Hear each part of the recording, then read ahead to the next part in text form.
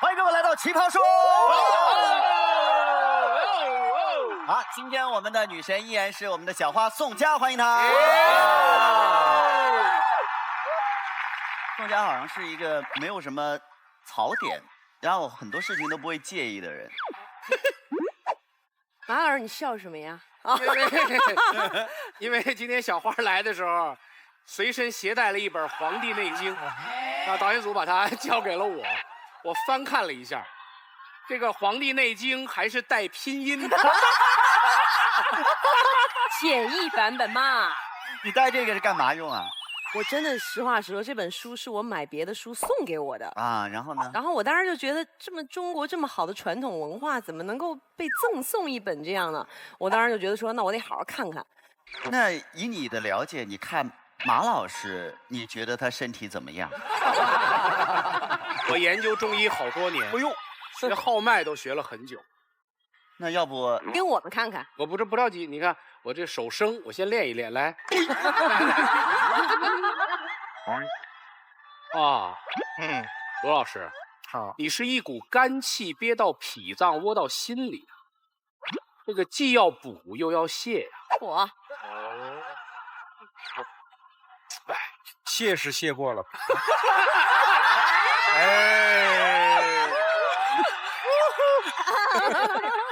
来，我来给小花摸一下脉。好嘞，来，你要不坐我这儿？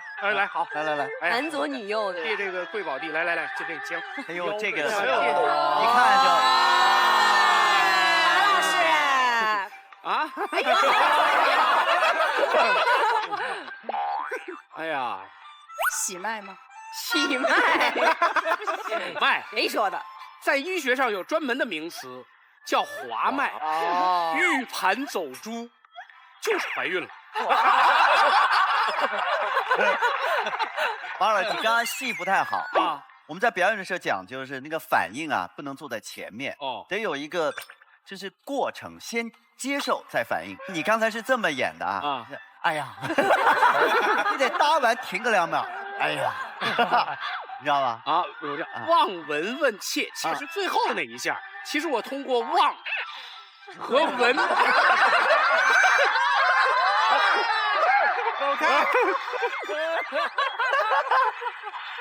什么人啊？行医多年，没有被打死，已经运气很好。稍微拦不住他，他就搞事情啊。是的，我们的节目要感谢掏出来搞事情的拍照黑科技小米手机独家冠名播出，谢谢小米。那在这样一个干净纯粹的辩论的场合，我们要感谢不添加的纯真酸牛奶奶后吐真言，谢谢联合赞助播出，谢谢。好，来看一下今天的辩题，请看。佩佩，你说我这个长相是不是怎么都得归到偶像派？我觉得吧，你是实力派。真的吗？那我就放心了。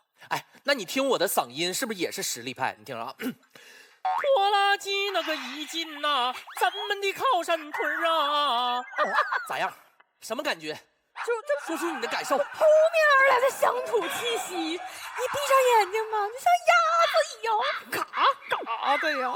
你会不会夸人？你有啥事你赶紧说，没事赶紧干活。那奇葩说200多份盒饭等着送啊。我跟你说一个好事儿，我要参加《欢乐好声音》了。欢乐好声音咋样？你说前2天上映那个什么小刺猬、小青蛙、猪唱歌那个电影，拍真人版啦？什么真？你演鸭子？我还演什么鸭子？你就是。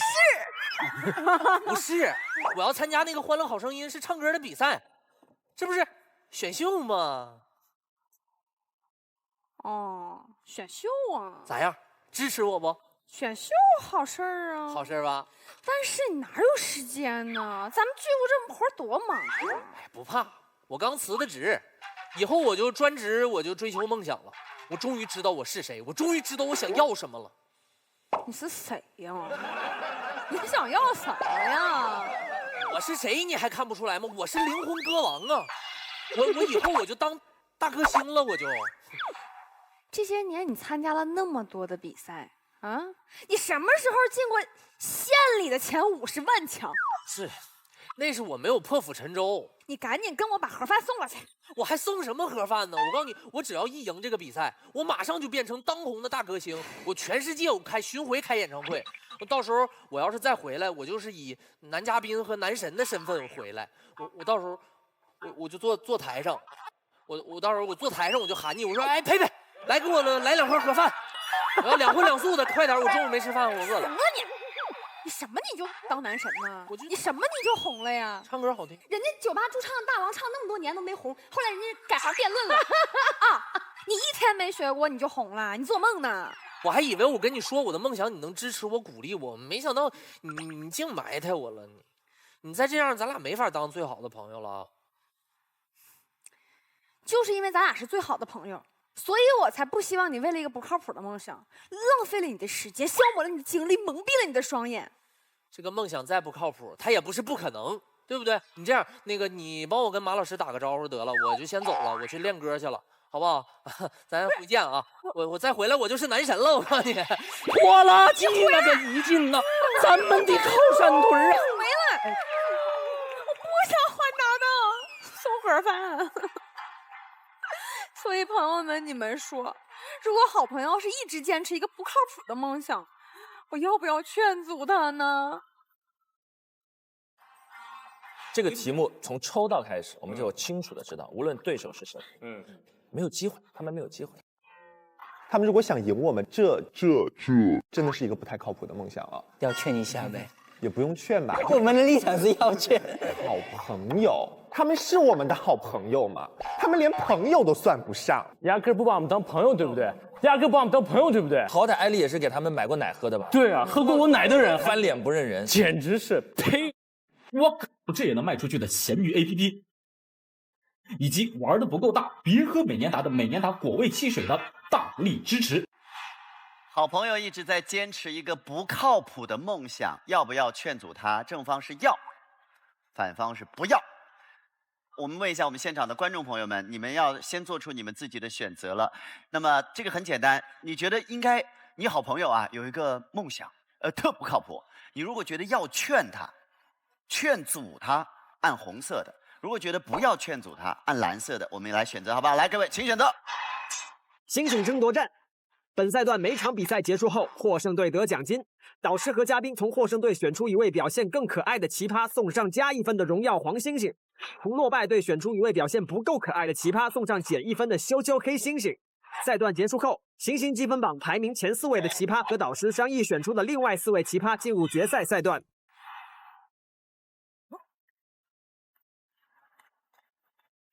3、2、1，停。好，这个双方都有压力，因为非常接近。是54位观众认为不要劝阻，46位观众觉得要劝阻。今天要下凡的2位导师呢，分别是我们的康永哥，还有我们美丽的全林老师。2位用我们的拍照黑科技小米手机来亮出你们的直方。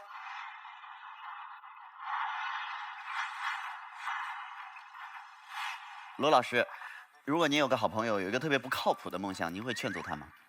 劝阻往往没用，你就像劝马东不要当抽奸商，不可能的。除非你拿钱买，我可以考虑。所以罗老师是什么？我是反方，不要劝。那我就劝啊，我不光劝，我还想抽他呢。劝。好，罗老师不劝我就劝。为什么非要跟罗老师不一样？你知道吗？因为一共4个人，必须得平衡。你以为我就是那个混儿？今天要糊条子，我就是5条；明天要糊万子，我就是4万。小花，你说过你是一个有态度、没观点的人，我想听听看你的态度。我吓我一跳，我想问你，你要听我的观点？没观点。没有的东西，我要你亮出来干啥？我跟你说，你比我好，你是有态度没观点，我特别适合做议长，因为我不但没观点，我还没态度。你是来吃盒饭的吗？你的态度是？我不劝，我支持他。真的吗？对，因为他选择劝嘛，我就要跟他不一样。好，有态度，有态度。小花，我算不算你的朋友？当然。我其实特别想去打 NBA。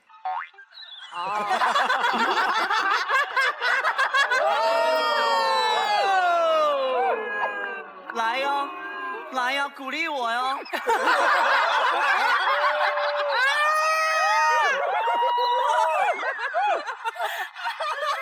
我就凭你刚刚那句“来呀，鼓励”，我怎么没觉得你有那么想？也是。我就觉得何老师，你是不是真的想去打？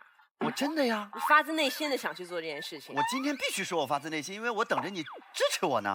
不，那两回事儿。刚刚那个人，本来我一直觉得梦想不应该用靠不靠谱去评判。我觉得我们没有谁的能够有资格去评判谁的梦想靠不靠谱啊。对，如果你真的想去做，你是我的朋友，你发自内心的想，我会支持你，我会跟你一块儿去，我会陪着你。但是我会告诉你，只是你生命当中的一段经历。哎，好，听完他说这番话，我准备去走维密。支持。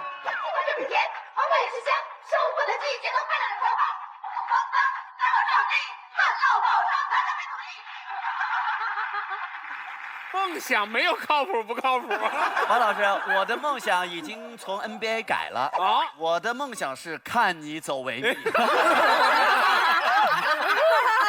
们这一方都不。马老师，你这个梦想太不靠谱了。因为少方先发，所以今天是正方先来开始。我们正方一辩是欧阳超。爱的鸡汤，越是鸡汤，沉是鸡汤，爱越沉越香。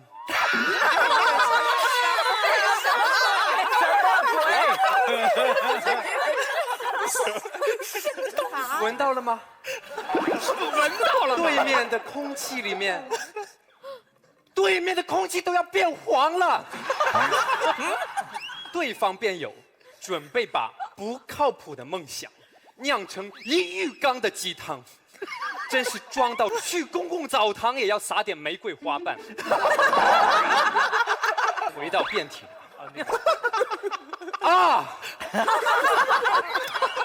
梦想，短短2个字，激动得让人爆啊！谁没有梦想？导师们有，阿猫阿狗有，隔壁老王也有。没有人会剥夺你梦想的权利，但也请别剥夺你好友评价你梦想的权利。哎，我们吃饱了撑的吗？我们很忙的，但是为什么还要花这么多时间来评价你梦想？因为我们是你好朋友啊！就怕你误入歧途。你都敢尿床了，还怕被人说吗？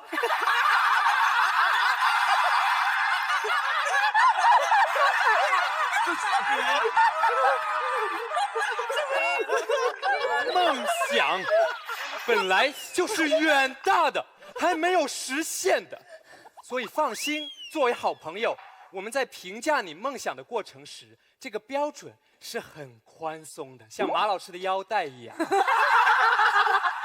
所以只要你这个梦想8、9不离10，也就 OK 了。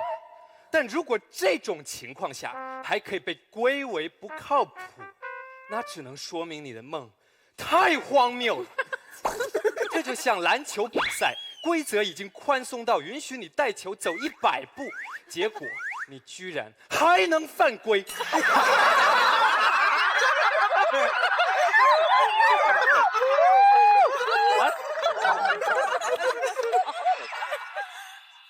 举几个不靠谱的梦想，这样稍微形象一点。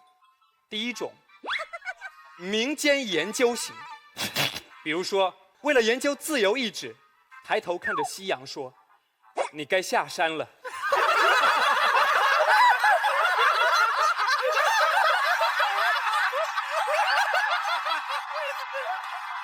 第二种不靠谱，非他不娶，比如艾丽。打个比方，每个整点准时给迪丽热巴私信，我刚刚1个钟头吃完了油条，接下来就要吃煎饼果子了，1个小时后见哦，拜拜爸爸。撕了整整1年，我一定能感天动地的。只要功夫深，铁杵磨成针。你磨成渣，迪丽热巴都懒得回你一个滚吧！迪丽热巴可是主动联系过我。厉害死了！宝儿，可差劲。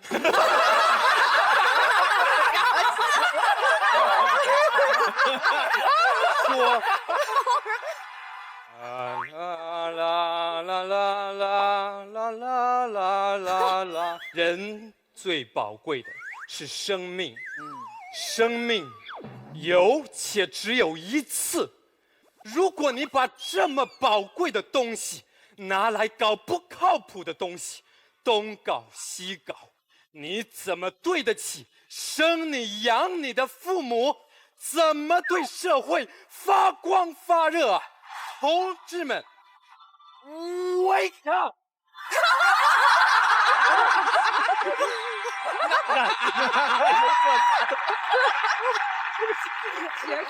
你做了多少来的？1瓶啊，看出来了。好，我们来听听看反方，反方意见是马建岳。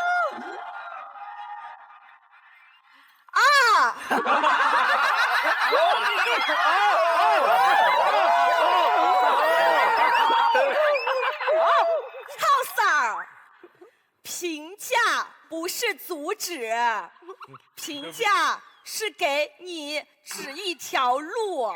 你今天问我你的梦想这么不靠谱，要怎么办？你让我干什么？让我给你指条路。虽然你是我的好朋友，但是我并不能插手你的人生。我从小就有一个梦想，我要做人民教师。这听起来很靠谱，但是我的目的很不靠谱。我想做一个小学教师，因为我当时的目标是要考北师大。我从初中就开始认真读书，一直读到初3，我放弃了。我不是一个读书的料。我看到我的成绩单，数学和地理都不及格的时候，我马上放弃了这个不靠谱的梦想，改做女团。这很正常，我身边的朋友也没跟我说你不要去考北师大，你不要怎么样，他们都不说话。我必须要纠正一个问题，就是不要劝阻，不代表我支持你。我可以不要发表任何我的言论，让你自己去在这个实践中找到你到底适不适合走这条路，因为这是你的人生啊。著名的老辩手薇薇姐说过。你的人生是你自己的人生，我没有办法判定在这条路上哪个对你好，哪个对你不好，因为你才是你自己人生的主人的。第二点，一个很重要的发生在我身边的点，就是，我觉得阻止，不管怎么样的阻止，有一种的小心理真的是出于嫉妒。为什么？因为你很害怕，你害怕这个有不靠谱梦想的人到最后真的做成了。说个特别简单的，我身边的朋友要是跟我说他要打瘦脸针，我一定阻止。原因就是我怕他打了之后变瘦，变得比我好看，自拍的时候我没他好。我会跟他说，你的身体是你父母的，你打这些东西有可能是不好的，怎么样？当然我自己心里也清楚。现在的科技很发达，打了没有问题，但是我依旧会跟他说不好，这样不好，真的不要做。原因是什么？就是我嫉妒啊，我嫉妒，我怕他下次打了真的变好看了，真的变美了，我们站在一起的时候我就很丑了。还有一个4个字的词语叫做人间不拆。活在这个世界上已经这么辛苦了，我这么小小的梦想你都不能支持我一下，或者不要评论我吗？你非要阻止我吗？就这样。好，我们来看正方的2辩，是我们永开，欢迎永开。啊！哇，开始。你说你不要劝阻，不代表说你要支持。那请问一下，那你要干嘛？朋友问你说，我最近有一个不靠谱的，他当然不会说不靠谱梦想，最近有一个梦想，你支不支持我？你说你不支持，所以你不可以点头。你说你不劝阻，你也不可以摇头，那你要怎样？我有一个梦想，我想要考咸鱼。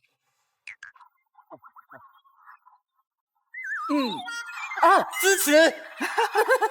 所以大家发现没有，不靠谱的梦想，坦白说，好朋友当他问你这个问题的时候，你是没有围观的权利的。不要站在一个中立的角度，一旦他问你这个问题，你逃不了。所以简单来说，回到我自己的论点，评价一个梦想到底是否靠谱，有的时候我们靠的不是这个梦想本身它的标的到底是高还是低。一个梦想它的标的可能很高，可是问题是我的能力如果是匹配的话，那坦白说我们也可以认为是一个靠谱的梦想。如果这个梦想距离我的能力很远，那这时候我们才会说这个梦想其实是不靠谱的。举一个例子，如果黄执中说他想要成为第4季的奇葩之王，你会觉得这个梦想不靠谱吗？不会嘛，觉得挺实在的。可如果今天艾丽酷爱英语说他想要成为第4季的奇葩之王，这时候这个梦想就真的有一点不靠谱。好，然后这时候大家可能会担心，就想说，哎呀，万一我对我的朋友了解不够呢？万一我以为他这个梦想不靠谱，实际上这个梦想是靠谱的话，那怎么办？我这样子，我阻止了他，不就阻止了一个明日之星冉冉升起吗？那其实坦白说，大家不用担心，因为朋友会跟你谈这件事情，代表说其实你们两个是交心的朋友，你们其实对彼此能力有一定程度的了解。而好朋友之所以可以成为好朋友，往往也是因为我们都是带着美化滤镜来看待彼此的能力的优点以及缺点的。就什么意思？就是你看你好朋友的时候，有的时候他们身上一些旁人眼中的缺点，你会觉得有一点小可爱的；他在旁人眼中觉得不足为道的优点，你会觉得蛮值得欣赏的，你会无限的放大。可是社会不一样，社会是带着放大镜来检视我们每一个人的优点以及缺点的。所以当你带着美化滤镜都觉得你好朋友的这个梦想有点不靠谱的时候，你千万要阻止他。为什么？因为很可能他在社会也是不过关的。所以举一个很切实的例子，就我身边的朋友打算上奇葩说的时候，其实他们都会辗转的就是传个简讯过来问我。有的时候打开简讯一看，就是想说，啊，永开，我10分钟以后打算报名奇葩说。我可以理解那种感觉，就是人生中有那一个10分钟，他突然很想要做他自己，想要知道自己是谁，想要知道我干嘛。那10分钟当中，如果我给他加个油，我说去，他就去了；如果我拦住他说别，他就别。就我的压力就这么大嘛？谁叫？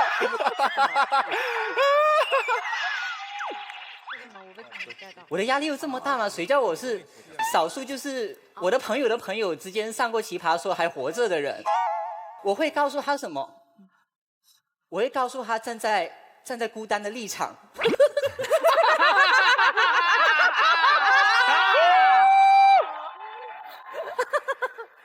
站在一个孤单的立场，我好希望有人可以陪我。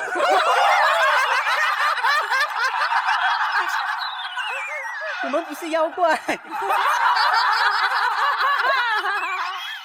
站在一个孤单的立场，我很希望很多人陪我。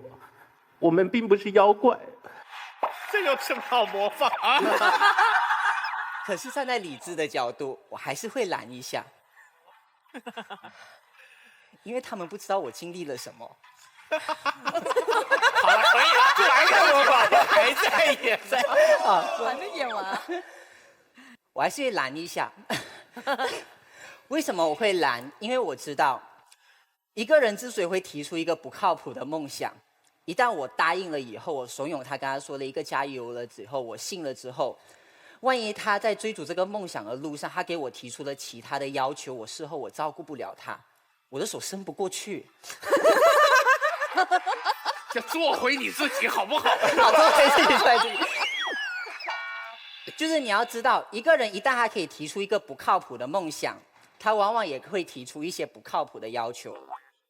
你不要期待一个提出不靠谱的梦想的人，他可以认清自己，然后只靠自己。如果你不劝阻他，你说好吧，你就去吧。他上了奇葩说，他告诉你说，崔永开，你可不可以帮我疏通一下？可不可以让我上海选？可不可以让我就是拿到蔡康永的微信？这时候我没有办法帮助他，所以我说，有的时候劝阻真的是要趁早，因为你不劝早，你选择了支持这一条道路，记住，没有中立的道路，您方必然是支持的。你选择了支持了这条道路之后，你以后有的是机会支持。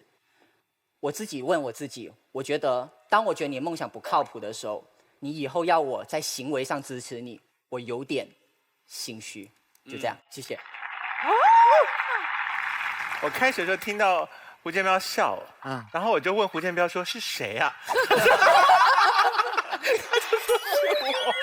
你是以为有哪个奇葩是他推荐来的？对，我以为哪个奇葩真的拜托去问他说可不可以来奇葩说，然后他就没有想到原来是在演模仿秀，这家伙，而且整段哦，说明他看了很多遍，毫无违和感，对呀，可爱啊！好，谢谢永开，谢谢。好，接下来到艾丽来。艾丽特意叫我知道啊，今天特别鸡汤，大家看我们这边啊，真是鸡汤组合啊，小鸡、土鸡、老鸡啊。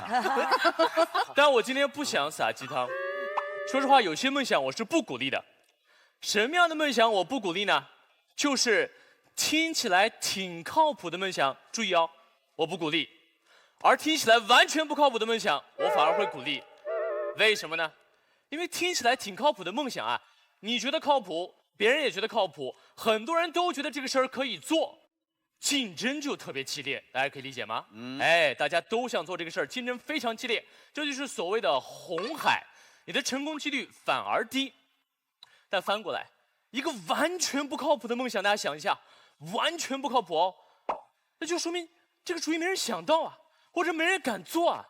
那这个事儿不成，好，他就傻；但成了呢，很有可能就成为一件改变历史的事儿。前者最多是改进，而后者是改革。大家想鼓掌就鼓吧，啊，想鼓掌鼓吧，来，好，我知道，我知道很多后者的人，这些人呢都是历史的推动者和行业的改革者，大家听过，比如哥伦布，不对，哥白尼，抱歉啊，哥白尼最早提出日心说的时候，所有人都觉得不靠谱，完全不靠谱，应该绕地球转，怎么可能？但你看现在，我们都接受了。雷军在一开始做小米的时候不靠谱，完全不靠谱，国产手机怎么能出国呢？他已经现在到印度说 Are you OK？ Are you OK？ Are you OK？ 再看我们台上的人，罗振宇老师原来是在超级靠谱的央视，让他出来做了一个60秒的男人，是吧？就是您自己说的。罗老师的伟大在于每天60，每天60，而且通常在早上。但现在他就变成了这个知识付费领域的引领者，大家都要模仿他。那些有完全不靠谱梦想的人，他们有很多名字，有人叫他们傻子，有人叫他们疯子，有人叫他们死脑筋，但他们还有一类名字，他们叫先驱，他们叫天才，或者他们叫2个字：奇葩。好，我们不是每一个人都需要做奇葩，我们不是每个人都需要有完全不靠谱的梦想，但我觉得当你身边出现这么一个朋友的时候，让他试一试，让他试一试，说不定那个人就在历史上留下了点印记。不要试图去扑灭那朵焰火，不要试图去摘掉那颗奇葩。谢谢。还没完，我知道见好就收，但是刚才永开都那么说了，所以我要说一下第2点。有人说，艾丽，但有些人的梦想就是实现不了啊，我们一辈子坐不到台上，成不了马东、何炅老师、罗振宇60秒老师啊，那我们怎么办？难道这些人我们还不劝吗？我觉得不要劝，因为有梦想总比没有梦想好一些。对。OK， 谢谢谢谢。有个方向，有个目标，总比没有目标好一些。一艘船在海上航行时，如果它没有方向、没有目标，那任何刮来的风都属于逆风。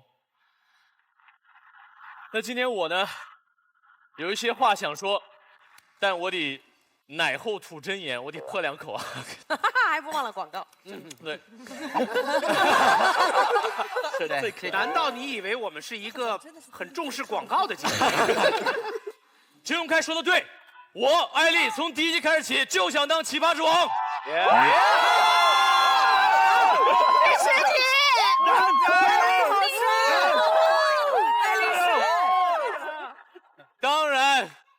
谢谢你们。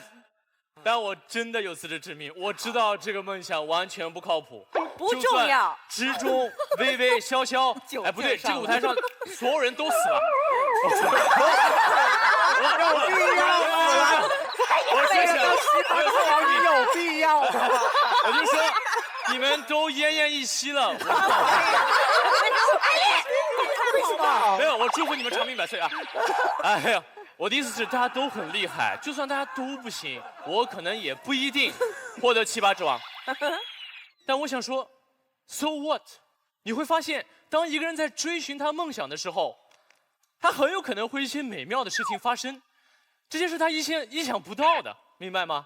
我在奇葩说，我收获了这么多朋友，学到了这么多知识，而且今年2017年3月10日下午2点48分的时候，我拍金主海飞丝的广告。那一刻，我左手搂着范甜甜，右手搂着马薇薇。此刻，我心里想的是：我缺母爱吗？我不缺呀。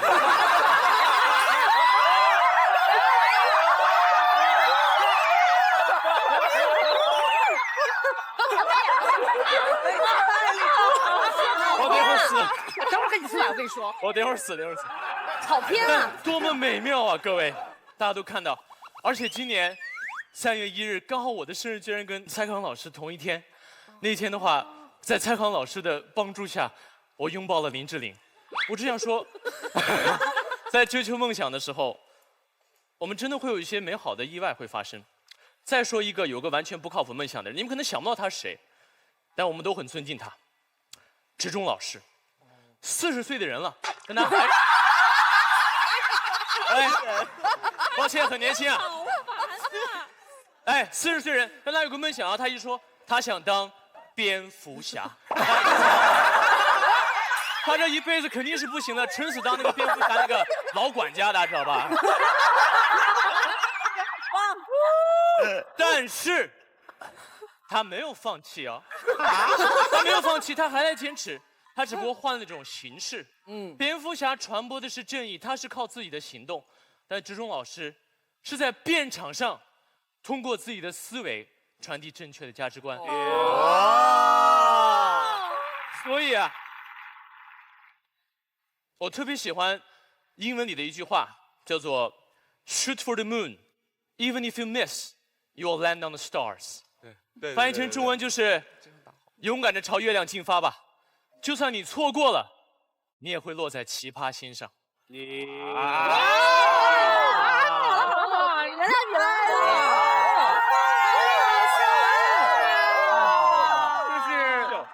4季以来艾丽的高潮。我记一下，没有方向的船，任何刮来的风都是逆风。台上的人都死光了，我第二句是重点。没关系，没关系，没关系。那个潇潇顶得住，来，潇潇，要出大招。在我开始发言之前啊。我建议我们大家再给艾丽一次极其热烈的鼓掌。好丑啊！听完艾丽刚才的发言，大家有没有觉得她当奇葩之王是件挺靠谱的事情？没有。你哪边的你？你哪边的？艾丽刚才举了很多伟人的例子，我听到了哥白尼，我听到了雷军，他们都好牛逼哦。但是艾丽，我有个问题要问你，你是他们的好朋友吗？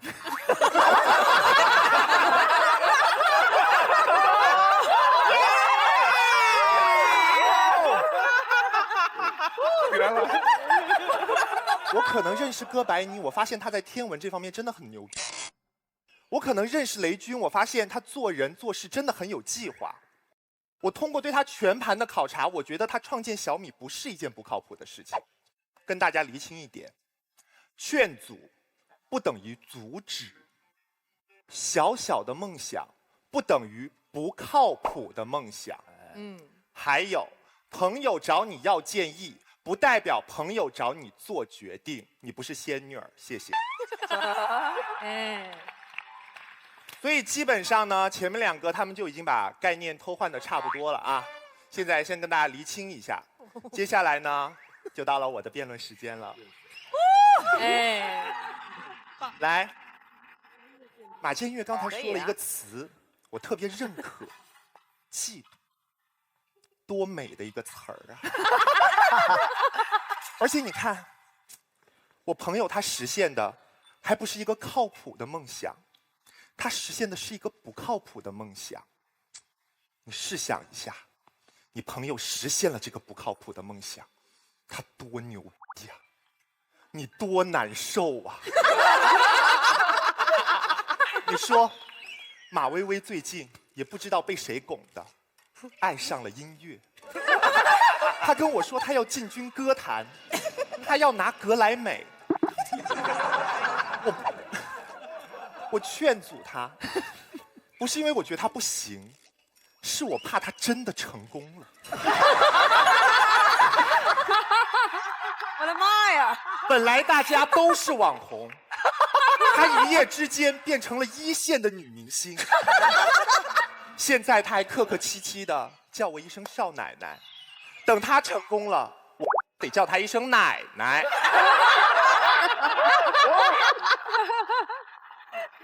我希望朋友过得比我好，但我不希望朋友过得比我太好。还有，为什么我们要劝阻好朋友这个不靠谱的梦想呢？其实很简单，因为如果你做了劝阻的这个动作，会显得你很特别。什么意思？你看，好朋友一直有一个不靠谱的梦想，这说明什么？他没有意识到这个梦想不靠谱，他觉得很可行。他身边，他可能问了很多人，旁边都说加油，好棒，你可以的。这个时候你告诉他傻，不行，滚！你多个性啊！你多特别呀！什么叫意见领袖？就是为了反对而反对。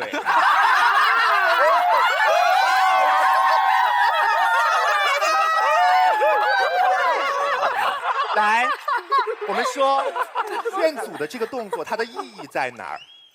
我也有过不靠谱的梦想，曾经有一段，我想去国外读书，我想抛掉我所有的工作去国外读书，因为听说国外的生活声色犬马。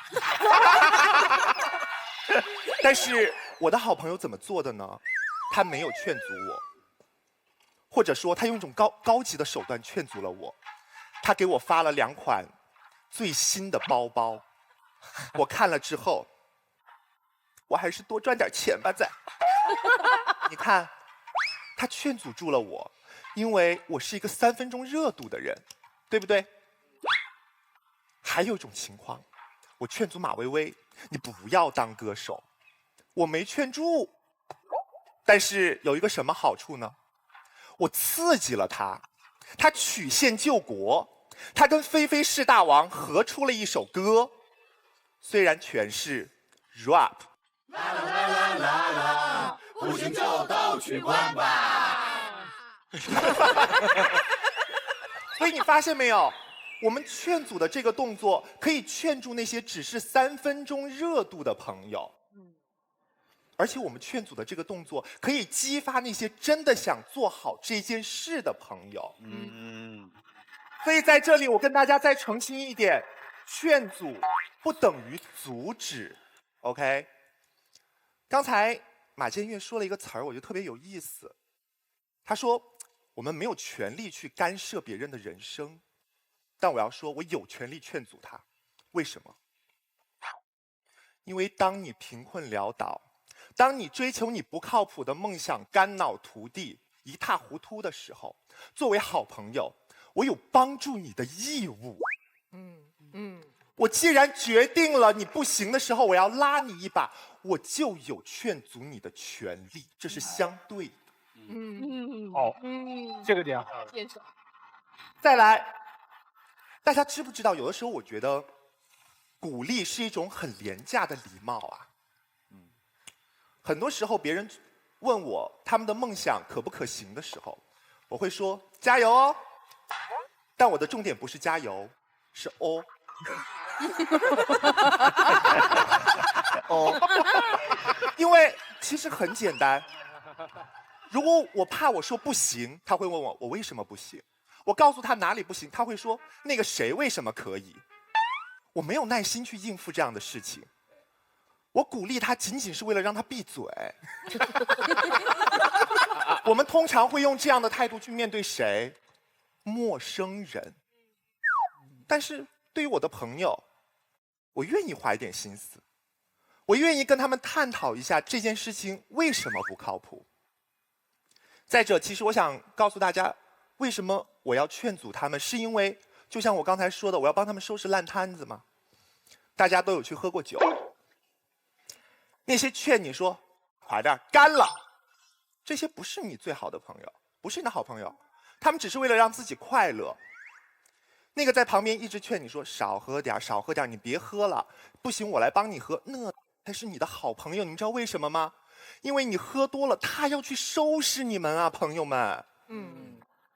当你躺塔了，他要扶你回家睡觉，你知道吗？所以这才是我们这边的困扰。最后我来说说好朋友这个词儿，怎么区分好朋友，教大家一个非常简单的方法。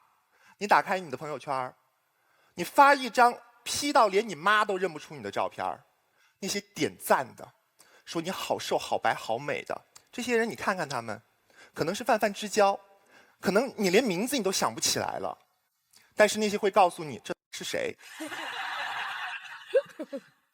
你能不能做自己？后面的墙歪了。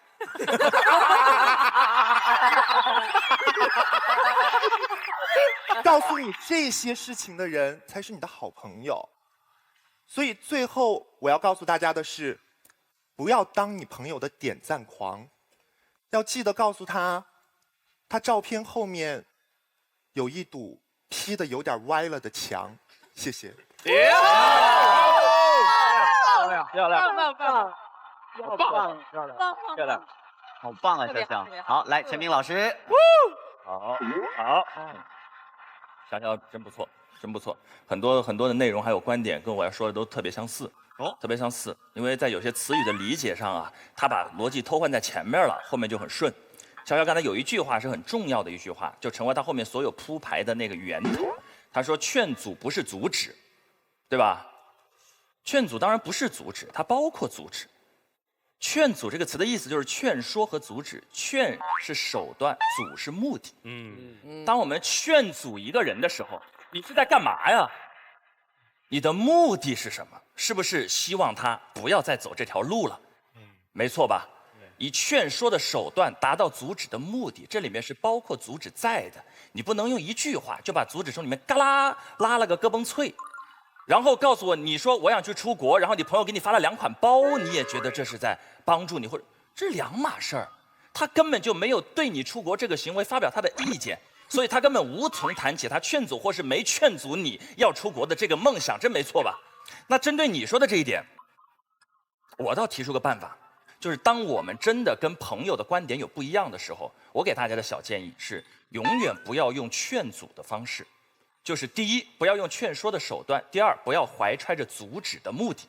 这2件事不要做，因为这2件事一做，就把你跟朋友划分立场了。一旦你先有了立场和对立面，你接下来说的所有信息的效率会大打折扣。刚才永开说的一点很不对，太过绝对和粗鲁啊。他说人要么劝阻，要么就支持，绝不是。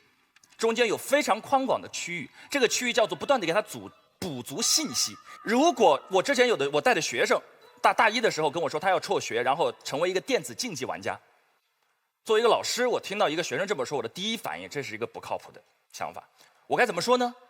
我作为一个老师，我第一时间劝阻他，你千万别傻。我之前有几个学生全都这样了，全都挂了，你这样就废了，你文凭也拿不到，你不要，适得其反，只能把他往那条路上推。真实的情况处理的方法是，我会告诉他，哎，这是个好想法。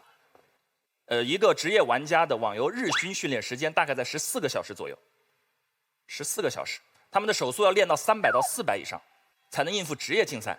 我知道你很喜欢玩这款游戏，暑假的第1个星期你什么都不干，你每天玩14个小时，坚持7天，完了之后告诉我你的感受。如果你觉得你真的能撑下来，我支持你去，我帮你办手续。如果你撑不下来，那是你的选择。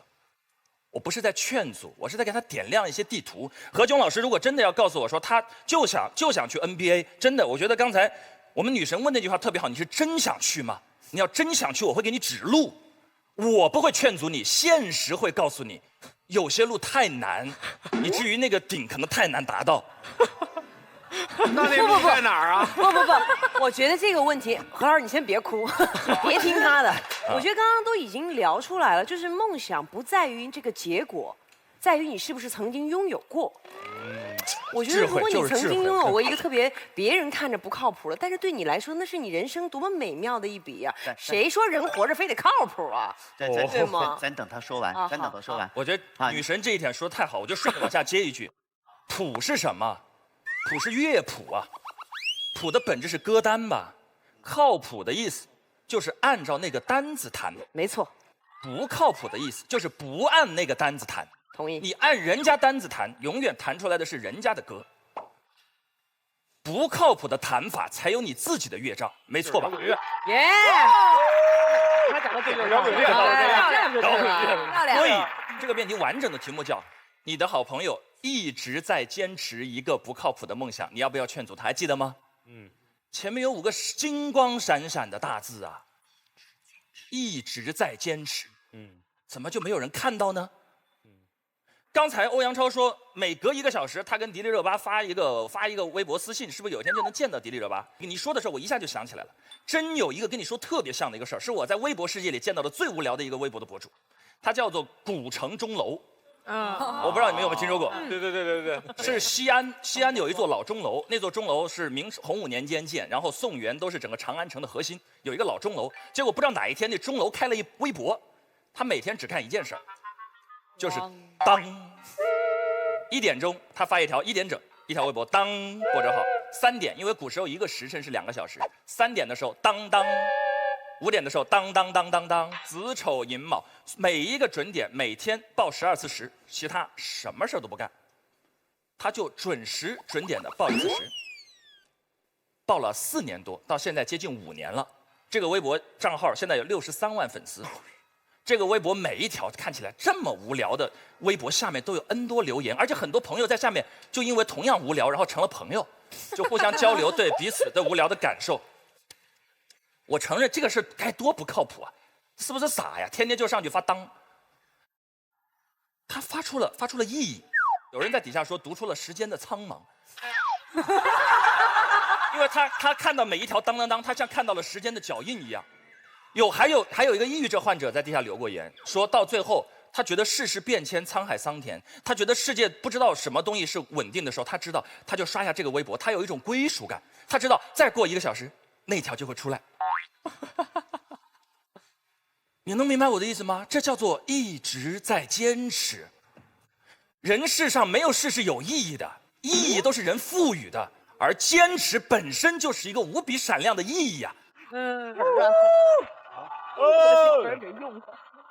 当那条微博在发的时候，他一定想象不到，在大概1到2年之后，影响到了一个在新东方孜孜不倦的新疆帅小伙子艾丽老师。艾丽老师之前跟我沟通过，他启发了之后，他整了一个艾丽酷爱英语，这大家知道吧？他整了一个艾丽酷爱英语早起团，他不仅自己坚持，他还坚持的号召着大家的坚持。他让他所有的粉丝每天早上6点钟之前要起来，然后他每天早上6点整会在这条微博上发一条英语跟中文的互译。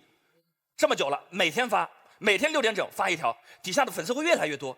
我问他，我说你们起来干嘛呀？他们早上6点起来干嘛？我也不知道干嘛，谁管他干嘛，无所谓。你先起来，你先起来，你坚持起来，你就坚持每天6点钟起来。你坚持着坚持，你就发现你每天时间变长了。你可能觉得你一天有8760个小时了。我拿出这本书不是为了卖书，这本书是艾丽给我的礼物。这本书上我只认识2个字，就是左边上面写着艾丽，因为这是一本韩语书。解释一下。这是一本韩语书，摄像老师可以给个里面所有的全是韩语。艾丽老师的这本8760个小时，竟然有出版社，我真的觉得是傻，翻译成韩语，在韩国出版了，而且销量还不错。哇哦！出版社傻吗？出版社不傻，出版社知道坚持以及号召大家坚持的意义和价值。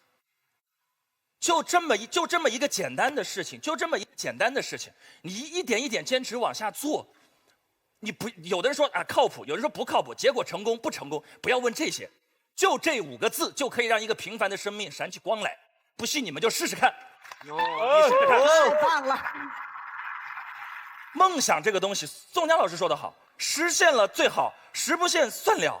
多大个事儿！但我坚持的那些岁月，我走过的那些路，那么一个无聊的微博发的那2万多条微博，那4、5年的时光，那给所有人的那些慰藉，那些只属于你的，玩了一款游戏10几年那些生命，哪怕你冠军或是不冠军，真正到你老的时候都是烟消云散的。你老了之后，早就会忘掉我那个时候有什么梦想，那个时候有什么梦想啊！60岁我又有什么梦想？但你一定会记得，我10岁的时候我坚持做什么，我20岁的时候在坚持做什么，50岁我还在坚持做什么。请记住，如果有一个人他真的是你的好朋友，他一直在坚持，千万不要劝阻他。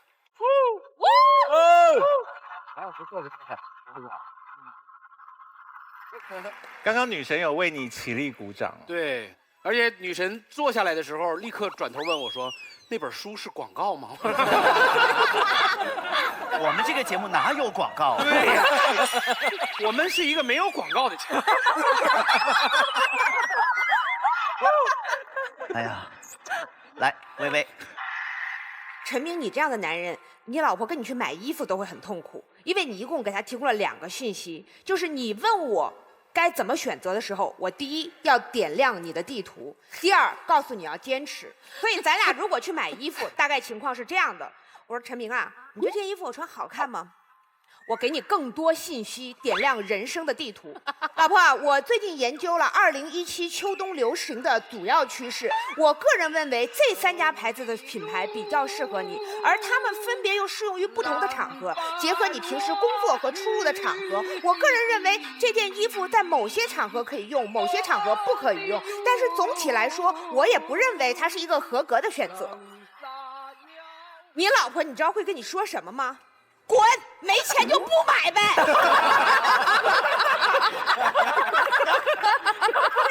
你知道吗？话术是一种非常有趣的东西，我们在生活中经常会遇到这样的陷阱。很多人给了我们大量的讯息，但你有没有发现这些讯息并不足以帮助我们做出足够的选择？所以我们今天在给朋友到底要不要劝阻他那不靠谱的梦想的时候，我们相信劝阻的这一方和不劝阻的那一方一定都会给出大量的信息。为什么？因为我们要尽我们所能帮助我们的朋友，而我方提到的所谓不靠谱的梦想，你作为好朋友，能不能为你这个好朋友做一些除了搜索引擎、除了路人、除了点赞以外，更多符合朋友身份之外的事情，才是我们这个辩题考量的重点。来，刚才菲菲大王再说一下。那个，想说什么？我觉得并不是不靠谱的梦想就实现不了。我说一个我的例子，我小时候被我爸送到著名相声演员姜昆家学相声，然后姜昆老师，那咱俩得论论辈分。然后姜昆老师说我不适合搞笑，真的，我小时候说我不适合学这个。那你看我现在奇葩说干嘛呢？说相声。对呀，我每天不就在这搞笑吗？你们怎么乐呢？这不很有。然后，而且刚才潇潇也说到了我们那个歌，马薇是一个学法律的。我以前80块钱一天在三里屯弹琴，但是我们今天这个歌在亚洲新歌榜排到了11位，就是因为有梦想就是了不起。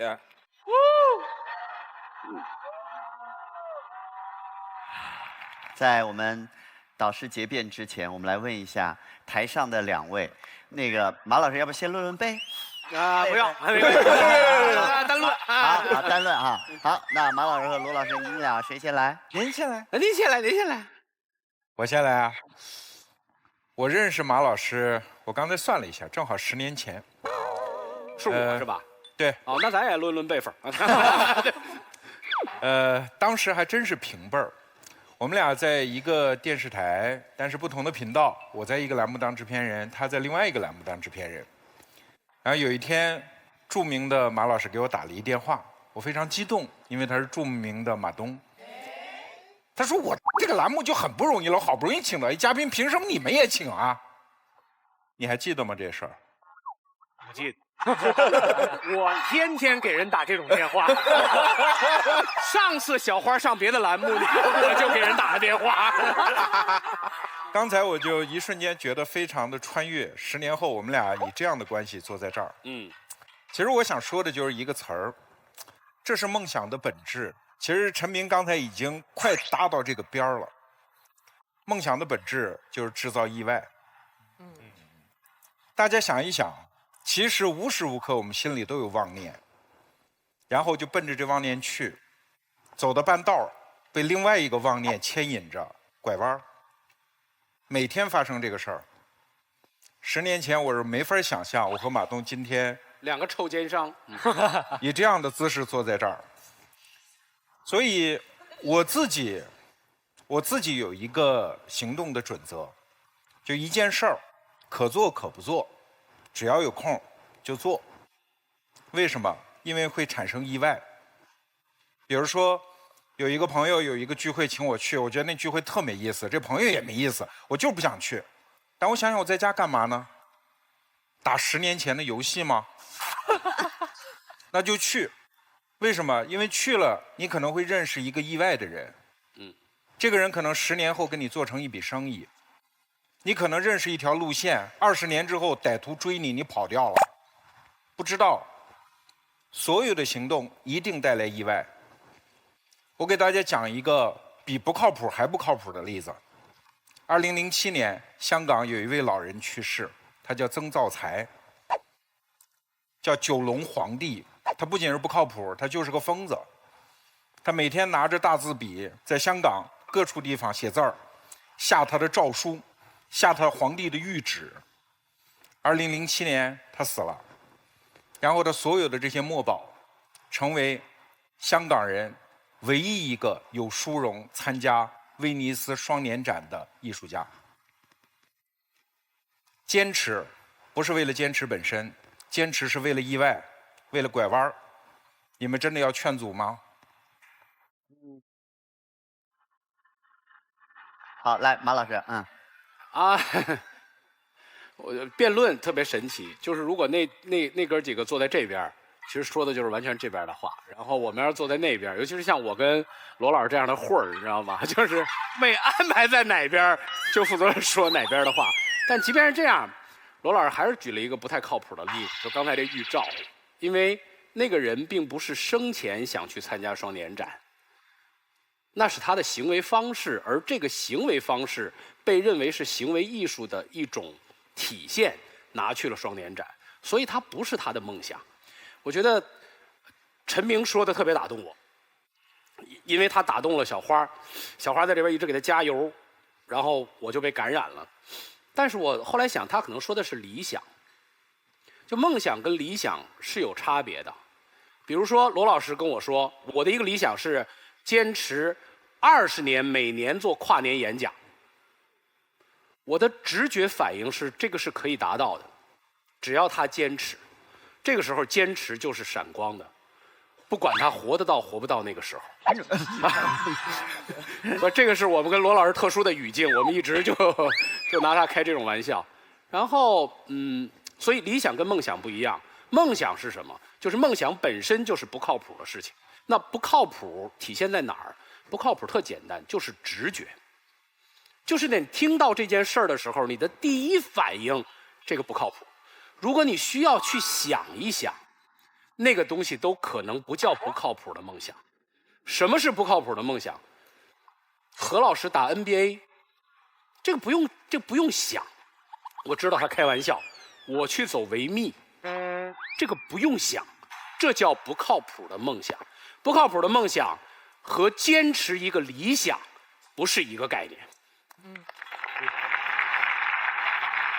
况且我们今天题目前面还有一个人叫好朋友，我们讨论的是好朋友要不要劝阻他。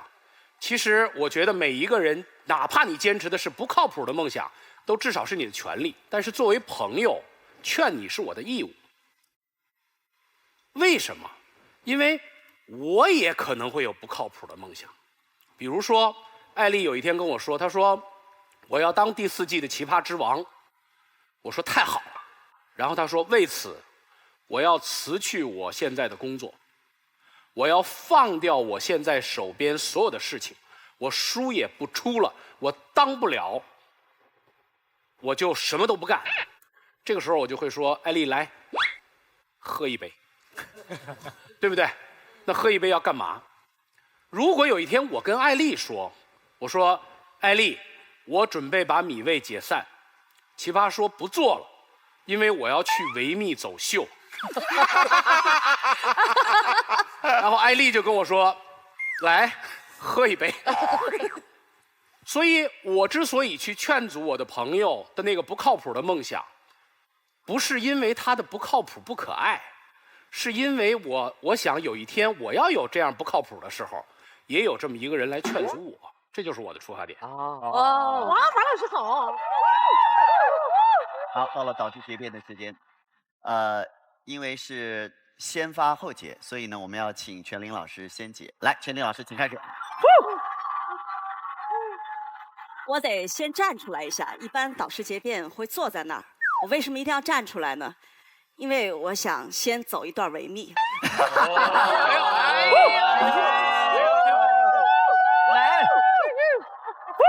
我为什么要走这一段呢？是因为这身衣服我穿着有多难受，你能理解吗？我好歹在屏幕上一辈子是个正经人，突然有一天穿着一身睡衣就要出现在了公共场所里面。我从试衣间出来的时候，你知道我的内心有多么崩溃吗？但是我很克制自己的，反复的去问专业人士，我们的服装搭配师，我问他们说，你确定我可以这样上去吗？然后他们说，好看好看，全玲姐真的很好看。我内心觉得这个特别不靠谱，他们觉得特别靠谱。我忐忑了将近1个小时，临上台之前，我终于又忍不住了。我说，难道只有一个人觉得这是一身睡衣吗？终于马东说了实话，就是一身睡衣啊。好，我为什么要举这个例子呢？这个例子其实解释了不同人心目当中的靠谱和不靠谱可能是完全不一样的，是吧？好，我认为他特别不靠谱，我的服装师认为他真的很靠谱，马东心里觉得他不靠谱，但是我的不靠谱对他有利。所以说这有多靠谱？所以靠谱和不靠谱，完全有可能是因为认知的不同，或者立场的不同，而造成不同的结果。即便我们都是好朋友，不靠谱也可以有这么大的变化。接下来的话，请允许我坐回去，因为我这么站着，穿一身不靠谱的衣服，其实我内心很崩溃了。我们刚才已经了解了，一个不靠谱，其实你很难判断他到底靠不靠谱。人和人之间，即便是好朋友，有不同的立场，有不同的认知，他就会有不同的结果。而且，其实这个世界变化实在太快了。我们把这个时间往回倒哈，假如我在40年前就可以劝一个朋友，他想当歌星，那我心目当中什么样是靠谱的路径呢？你也许得去东方歌舞团，是吧？好，20年前，如果你想当一个歌星，哎，也许你应该上中央电视台。那今天你说你想当一个歌星，路径可能是我完全原来的认知里面不存在的。时间倒回2年以前，我都永远没有办法相信像天佑这样的人，是1年的收入可以跟1线明星一样的，而且会有这么多的粉丝的。所以如果2年之前天佑站在我身边说我要去当1线明星，也许我认为这是个极不靠谱的想法。如果我是他的好朋友，也许我就会劝他，也许我就偷走了一个人成功的机会。所以这个世界变化太快了，以至于我不敢以一个对我朋友负责任的心，而不仅仅是奉迎的心，去下一个判断，这事儿到底靠谱还是不靠谱。这是我对靠谱和不靠谱的基本的理解。接下来我想跟大家说说关于劝阻这件事情。刚才永开说这个，你要不然就同意，啊，你要不然支持，要不然你就劝阻。那么，到底成人之间的这样真正的好朋友之间的交流，除了 A 和 B 之外，可以有一个什么样的方式呢？这件事情昨天发生在了我和马东之间，我心里一直特别为马东着急。我为什么替马东着急呢？你知道，所有的内容公司，内容啊，它不是做一个爆款节目，而是做一个长久的公司，变成一个伟大的公司。我将心比心，创始人内心是非常焦虑的。为什么？因为内容有生命周期。奇葩说现在整个网端最火的综艺，它能坚持多久？我相信每一个投资人都会问马东这样的问题：他明年会火，后年会火，10年以后呢？他能变成20年以后还继续在的节目吗？我相信每一个投资人给你钱的时候会问你这个问题，所以我一直就会想问马东说：你内心焦虑吗？所以我采取的绝对不是说马东你好棒啊，我支持你，你的奇葩说好棒啊。我也不会说马东做内容太苦了，你就是穿上了一双红舞鞋啊，一旦穿上你就脱不下来，而且你并不知道你下一个旋转是否能像上一把那么漂亮。好，那我怎么跟马东交谈呢？我觉得成年人之间的边界就是我跟他讨论问题。所以我问马东说：马东你焦虑吗？马东说：我焦虑啊，我知道内容有这些问题。但是接下来马东说了一段我当时从来没有想到过的话。他说：你看你们这些投资人就在想企业的生命周期，对我来说，对我们这帮小朋友来说，最重要的事情是我们玩得好开心呐。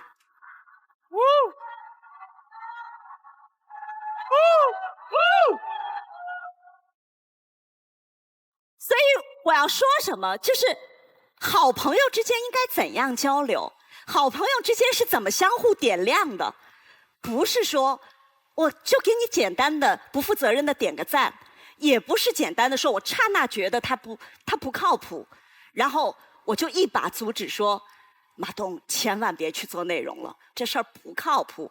而是我们可以相互点亮，因为我并不知道他始终在坚持别人眼中不靠谱的那个梦想会给他带来什么样的乐趣，会给他带来什么样其他的收益，这也许是我的认知所不覆盖的内容，是吧？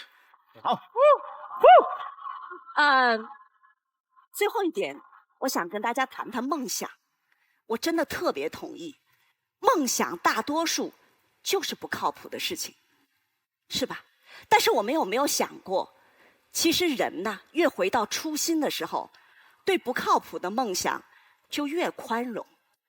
我们再回到人类的初心，我们通常会去我们共同的这样的文学记忆当中去寻找人类的初心。如果你去找中国人的初心，会找哪本书？《山海经》。大家一定会知道2个故事，叫做夸父追日和精卫填海。这难道不是不靠谱的梦想吗？但是我们对这样我们知道不会实现的事情，我们讴歌了那么多年，为什么？是因为扪心自问，其实在我们每个人的心里面，虽然梦想的实现是需要现实基础的，但是你不觉得我们的生命当中，现实其实本身是由那些梦想来支撑的吗？所以回到这些梦想的时候，我一直会提醒我自己，不要轻易去当一个小偷。你偷走的也许是一个别人成功的可能，也许你偷走的不是成功的可能，而是构筑他幸福、向往、仰望天空的那一块基石。谢谢。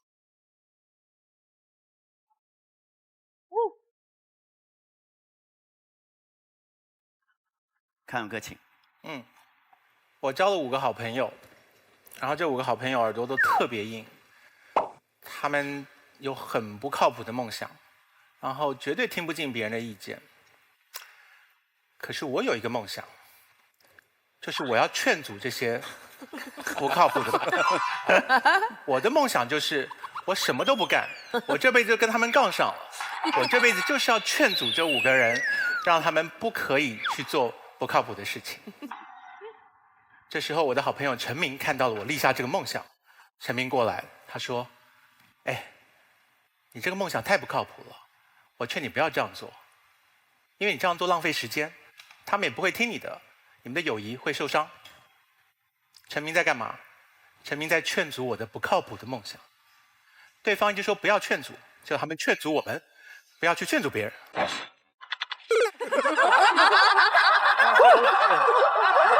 漂亮！那我们别变了。我的梦想就是要劝阻他们啊。6个人都不劝阻，一起玩。所以，尚且不是好朋友，他都看不过去我浪费生命去做这件事。就是孟子说的“恻隐之心，人皆有之”。他不是好朋友，他都看不下去，他都会说：“康永哥，来喝一杯吧。”就是如果我们是好朋友，我们怎么忍得住不理他啊？那对方一直在跟我们讨论靠谱与不靠谱的事情，连钟楼都搬出来。就是我们又不是钟楼怪人，我们是钟楼的话，我们报个时间是很靠谱的事嘛。你说谱就是乐谱，钟楼的乐谱就是当啊，他一直在那边当当当，就是照着谱行事。所以劝阻这件事情呢，对方一直在讲说靠谱与不靠谱是非常主观的事情，难以认定。所以只有一个标准，就是我们作为好朋友，我们觉得靠谱不靠谱，我们的鉴定完全是出自于我们的友谊，跟我们对人生的尝试，以及对我们的好友的认知而已。所以当你觉得不靠谱却不提出任何意见的时候，我们只问一件事情，就是我们当不当得起好朋友这个身份？什么是好朋友？好朋友是自然形成的，你勉强不了。而你变成别人的好朋友之后，你认为他不靠谱，你凭借的是你对于人生的尝试以及对他的认知，你却不提出任何的意见。我认为辜负了好朋友的身份。而且如果像对方所说的，他一直在坚持，那么好朋友的劝阻必须是他要通过的一个考验，要不然算什么一直在坚持？如果有一个人有脸说我一直在坚持，结果好朋友一劝阻说你怎么干这个蠢事，他就哭了说哎我怎么笨成这个样子？这叫一直在坚持吗？他当然是说你不懂，等我成功了你就知道了。等我去打 NBA， 到时候你来给我加油吧。啊，等我得了葛莱美奖，你到时候再来跟我要签名唱片吧。啊，是这个想法。所以如果一直在坚持，却经不起好朋友的劝阻，第一个那不叫一直在坚持，第二个这不叫好朋友。所以我的立场很简单，是人生为什么需要好朋友？我们怎么会选了那个人做我们的好朋友？因为他们跟我们合得来。什么叫合得来？我们对世界的价值观很类似。我们就算表面看起来常常斗嘴、吵嘴，可是我们跟基本三观不合的人是没办法变成好朋友的。所以你不用担心你会跟一个莫名其妙、跟你想法完全不同的人变成好朋友。我们场上的人其实都是很像的人，我们都相信语言的力量，这已经足够构成我们的共识了。就是我跟陈明再怎么背景不同，我们不会是不能变成朋友的人，因为我们都相信很像的事情，所以我们有机会变成好朋友。我要是一个不看奇葩说的人，他觉得废话那么多干什么？辩论有什么意思？一个问题翻来覆去的讲有什么意义？那个很难，他完全不信这件事，你怎么跟这个人沟通啊？所以人会变成好朋友是什么意思啊？我们通常把好朋友当成我们另外一个自己。我们要听好朋友的声音，是听一个我们无法跟自己的内心直接对话，可是我们想要听到我们另外一个自己的声音。你作为一个好朋友，不提供这个声音，让那个人听见，却误以为他只要照他自己的意思往前走就够了，那他在世界上孤身一人就好了，他要好朋友干什么？所以，我觉得好朋友是我们人生的一个滤勺，它帮我们把很多杂质给滤掉，让我们更纯净的做自己。而对方便有想要我们剥夺掉自己这个身份，让我们变成跟路人一样的存在。张老师说，我们要提供各方面的资讯，好好沟通，而不是劝阻。我觉得那个是专家的意见，那不是好朋友。然后我最后讲一个简单的事情是，友谊是需要经过考验的。如果你对一个友谊是当作像一个脆弱的花瓶一样，一碰就碎，你这个好朋友当得胆战心惊，这不是好朋友。好朋友是想说什么可以敞开来说，想吵架可以吵架，吵完了会和好，这叫做好朋友。劝阻就是这个过程当中经常发生的事情之一。我们中国人最爱讲的就是缘分，你跟这个人做了好朋友，无非是缘分。大王当初如何跟潇潇变成室友？难道是经过调查故意跑去对方家里吗？这就是缘分嘛。你有了这个缘分，你却不使用这个缘分，不珍惜这个缘分，而放任它平淡的如同路人一般。中国人说的惜缘就是要珍惜这个缘分，所以做了好朋友就做好朋友当做的事情，而不要辜负了好朋友的身份。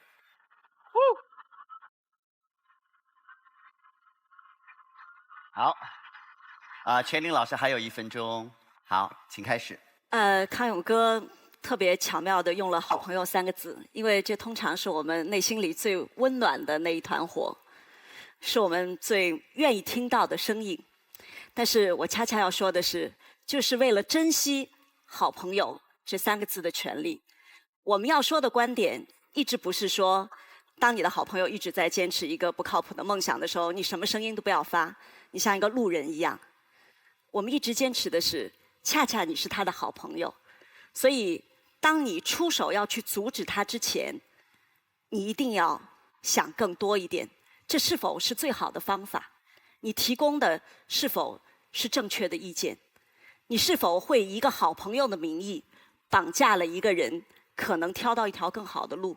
你是否在以一个好朋友的名义偷走了别人一个实现的可能？最后一点点时间，我恳请大家在选择之前审视回你的内心，你是否走到今天为止，是因为有一些不靠谱的梦想所支撑的？假定在此之前，如果有好朋友去把你阻止了，你是否不会今天坐在奇葩说的现场？而此时面向未来，你的心里是否还有一些不靠谱的梦想？谢谢。感谢各位。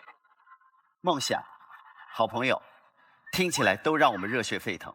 而此刻，我们要进行最后的投票。现场的100位观众，红色要劝阻，蓝色不要劝阻，请选择。3、2、1，停。好，揭晓之前，我想再问问我们今天的女神宋佳，今天很激动，有时候为我们反方起立鼓掌，有时候频频对正方的观点说对对对，有道理。此刻你到底怎么想？其实刚才马东老师提到了理想那个词，特别打动我，因为我突然想起来，我曾经看过一本书，说什么叫实现了理想？第一种说法是我实现了理想，第二种是理想因我而实现。所以我觉得实现理想这事儿本身这过程就特别有意义。然后再说梦想这个词儿，从字面上理解，梦想梦在前，想在后。梦首先是一个美好的事儿，然后再去说想想我们之后要怎么做。它为什么不叫想梦呢？你想好了之后，你说你再去做这个梦，我觉得这就是我想说的。我觉得抛开所有的这些道理也好、金句也好、鸡汤也好，我觉得都不敌你的感受，因为只有你的感受是属于你的。只要你真的想做这件事儿，你就去做，其他的爱谁谁吧。他跳脱出好朋友的设定，回到这个梦想的本体，应该怎么做？就我想到，我有一个好朋友，他有一个梦想。我的好朋友叫杜海涛，他的梦想是拥有8块腹肌。这是不是听起来像个不靠谱的梦想？还好，现在有1块了，特别团结。但是我必须告诉他，因为我是他的好朋友，我了解他，他真的从有了这个梦想开始，每天都在坚持打卡，要么就是跑步，要么就是去健身房。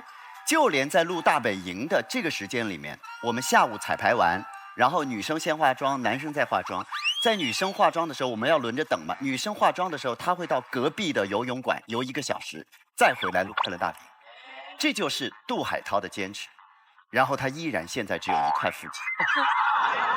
但是与此同时，在这个过程当中，他自己拥有了一个健身爱好者共同可以分享健身经验的 APP， 而且这个月他在长沙将要开自己第1家的健身中心。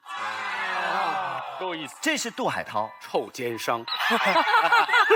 因为杜海涛呢，我又想到了刚才全林老师问的那句话，说，奇葩说今年能火，明年能火，他能不能火20年？能不能坚持20年？今年呢是快乐大本营20周年。哇！以我的经验来讲呢，我是觉得坚持真的很难，但是坚持一件快乐的事情没有那么难。所以我们就相约在20年之后啊，我们再在奇葩说的现场，对不对？对。我觉得你说的不对。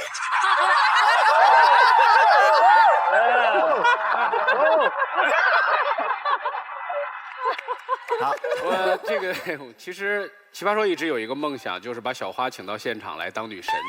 啊，上一季就开始，杨思维杨总坐在那儿指导，我们请了好几季，他有点害怕。啊，第一是怕这个现场特别复杂，给他挖坑。你看我们是那种人吗？第二是可能对这个节目有一些成见，比如说这个节目，你看他特警惕，这个是不是广告啊？那个是不是广告啊？结果今天你还挺从容的吧？结果果然是广告。就是我们其实还不是一个多么险恶的环境，对不对？虽然何炅老师叼着牛奶，这个镜头拍上去是有回报我们啊这个金主的这种作用，但是有很多我没有说，比如我告诉过你。我没有告诉你，在闲鱼 APP 上，只要你下载了，你什么都能卖出去。我跟你说过吗？没有，没有吧？我没有告诉你玩的不够大，不要喝美年达，对不对？确实没有。所以我们还是一个很实在的节目。最后，你走的时候，我送你一个爱奇艺 VIP 的会员卡，用爱奇艺 VIP 会员卡收看《奇葩说》。来，我们来看今天的结果，来，请公布。好，我们祝贺正方获胜。这边也都算。好，恭喜正方获得了由纯真酸牛奶提供的纯真50万元的奖学金，谢谢。好，对，真给吗？真给。好，来，请坐。不是我们的啊，请坐。那么大家注意到，今天呢，我们下凡的导师使出了浑身解数。那不下凡的导师呢，我们也给他们派点新活，请2位不下凡的导师，包括我们今天的女神，在现在面向你们的画板的这一面写下正方3位当中，你们觉得今天表现得更可爱的那一个奇葩，我们要送上一颗黄色的星星。然后翻过来，在背面写上今天没有获胜的我们反方的3位奇葩当中，表现没有那么可爱的一位奇葩，我们要送上一个其实也很可爱的黑猩猩。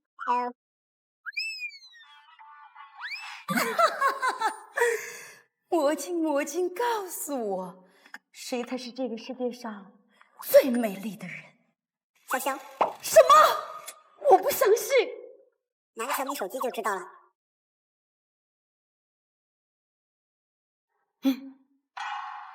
夏，我们来自拍吧。烦死了，不想拍。1、2、3。哎，真的比我分高哎！再拍一张吧。不管拍多少次，结果都是一样。哎，你别走啊，再拍一次。哎，好，首先先亮正方，大家觉得更可爱的那一位，来，3、2、1。笑笑。哦。好，再亮我们反方，我们没有那么可爱的那一位，来。没关系，我们刚刚来，继续加油，好不好？我们上马，好不好？这个马是。好，来，马老师。哎，谢谢啊，给潇潇，给潇潇啊。好的，好，谢谢。